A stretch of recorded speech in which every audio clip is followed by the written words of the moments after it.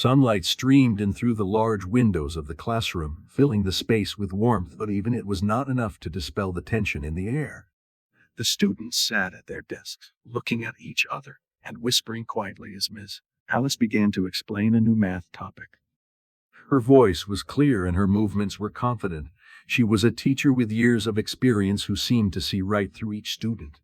On this day, however, her gaze often rested on James, a new student who sat in the back row, silently concentrating on his work. James was a black boy who had only recently moved to this town with his family. No one knew him well enough, and rumors circulated among many of the students that he was quiet, withdrawn, and hardly bright. Mrs. Alice, as always, followed her instincts. She believed that the newcomer was hardly ready for such difficult material. In her mind, she had the idea of calling James to the board to show the class how important it was to pay attention in class, and perhaps to remind them to always study harder. "James, to the board, please." Her voice sounded calm, but it had a hint of expectation. It seemed that she already knew the outcome. The students looked at each other and then at James. Some could barely contain their smiles, others were curious to see how he would do on the task. The atmosphere in the classroom became tense. James looked up, his gaze steady and serious, but you could see a slight worry in his eyes. James slowly stood up from his seat, carefully putting his notebook aside. His posture was confident, but his movements were cautious. He walked over to the board, picked up the chalk, and stood for a few seconds evaluating the problem Ms. Alice had written earlier. "This is not an easy equation," she said, looking directly at him. These words sounded like a challenge. Ms. Alice crossed her arms, expecting him to get confused or ask for help to her. This was typical of a student who did not know the material or did not study the lesson properly. James stood silently in front of the board. The classroom was silent, and even those who had been whispering at first were now watching his every move. James was taking his time, and this caused even more tension. He seemed to be either completely confused or struggling to understand every detail of the assignment. Miss Alice smiled slightly, as if to confirm her expectations, but suddenly James took action. His hands confidently held the chalk, and he made the first entry on the board. No one expected what would happen next. James didn't just solve the problem. He began to explain each step he took, using mathematical terminology. That was impressive. His voice was calm but confident, as if he had been familiar with the material for a long time. The students began to lean in closer to see better, and their eyes gradually widened in amazement. "If we use this principle, then," he continued, not taking his eyes off the board.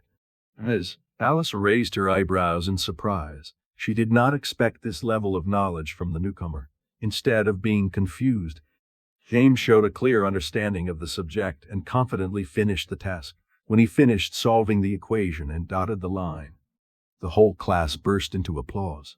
Even those who had been trying to hold back their emotions could not hide their delight. James quietly returned to his seat, ignoring the applause. This moment was the beginning of a change in attitude toward James. Ms. Alice, who had initially wanted to use him as an example for others, now realized how hasty her conclusions had been. Not only did James demonstrate his knowledge, but he also changed the atmosphere in the classroom from one of prejudice to one of respect. James stood in front of the board, chalk in hand. His movements were confident, but inside he was raging with emotion. He knew that all eyes were on him now. His classmates were expecting him to make a mistake, and Ms. Alice was probably sure that he would fail. In the silence of the classroom, only the light buzzing of the lamps illuminating the blackboard with the equation could be heard. James looked carefully at the problem the teacher had written. It was a complicated equation, probably chosen to confuse him, but James remembered what his grandfather, who was a mathematician, used to say. "Math is not about solutions, it's about process. If you know how to work with numbers, you will never be intimidated by complexity." The boy took a deep breath. His chalk confidently touched the board, and he wrote the first symbol. The silence in the classroom grew even heavier. Even the students who had been whispering at first were now silent, watching James' every move. He began to explain what he was doing. "First, we need to find a common denominator for this part of the equation. Then, if we replace the fractions, it will become easier." His voice was even. James explained as if he were teaching someone else, not just answering. He used terms that even some high school students might not understand. Now that we've reduced, we have this value. But to complete the equation, we need a formula for square roots. He wrote the next part of the equation with such ease that even Ms. Alice could not hide her surprise. Her eyebrows rose and her arms, which had been crossed over her chest, now dropped. When James began to approach the final solution, his classmates were looking at him very differently. At first they thought it would be a show, but now their eyes were full of excitement. Here, if we substitute this value, we would get the final answer. James put an end to it. He turned to the classroom, looked at his classmates, and then at Ms. Alice. "Do you want me to explain anything else?" he asked calmly. The class burst into applause. They were timid at first, but quickly grew louder. James, who was usually invisible in the classroom, was now the center of attention. Mrs. Alice was stunned. She realized she had made a mistake when she decided to use James as an example for the others. Her gaze changed to one of admiration.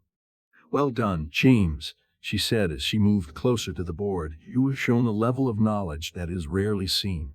James quietly returned to his seat. The boys, who had been looking at him skeptically, now looked at him with respect. There was no more whispering in the classroom.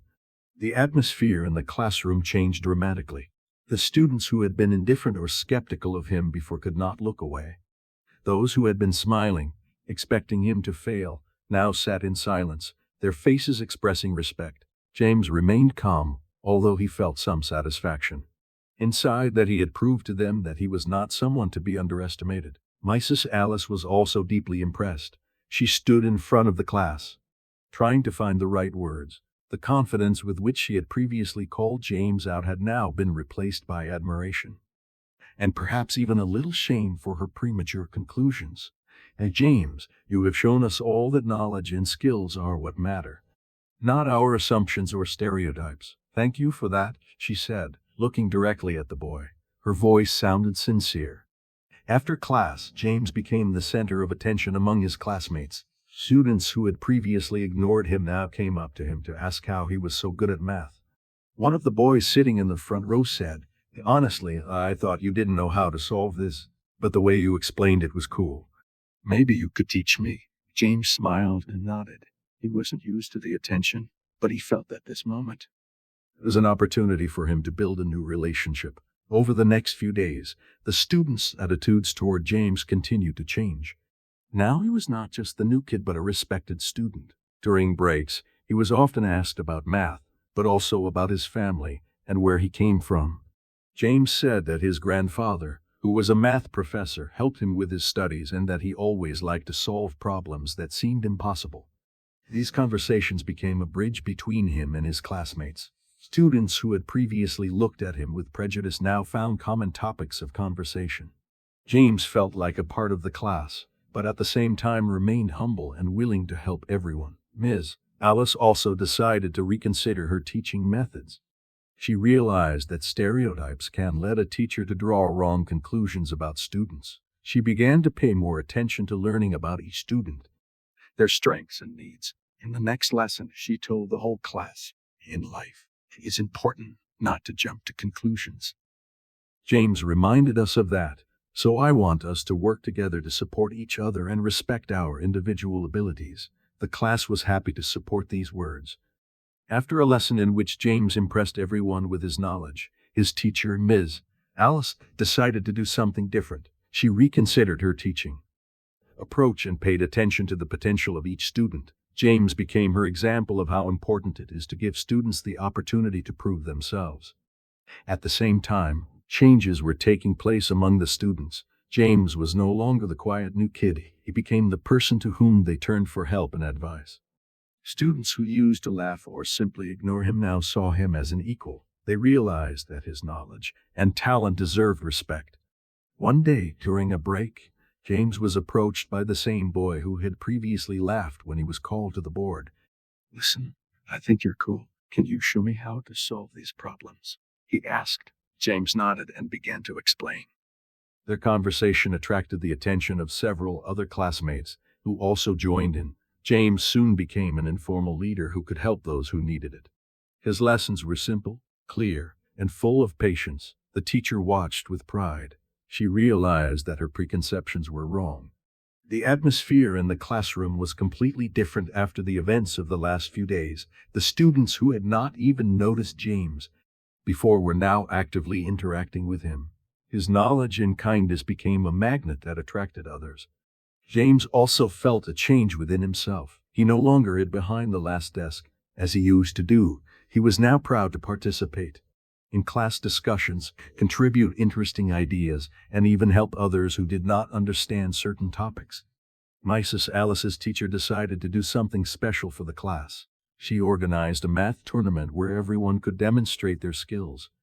James not only participated, but helped his team win because of his ability to quickly analyze and explain problems. After the tournament, Miss Alice announced, "This is not just a competition. It's a reminder that we are stronger when we work together." James proved that to us.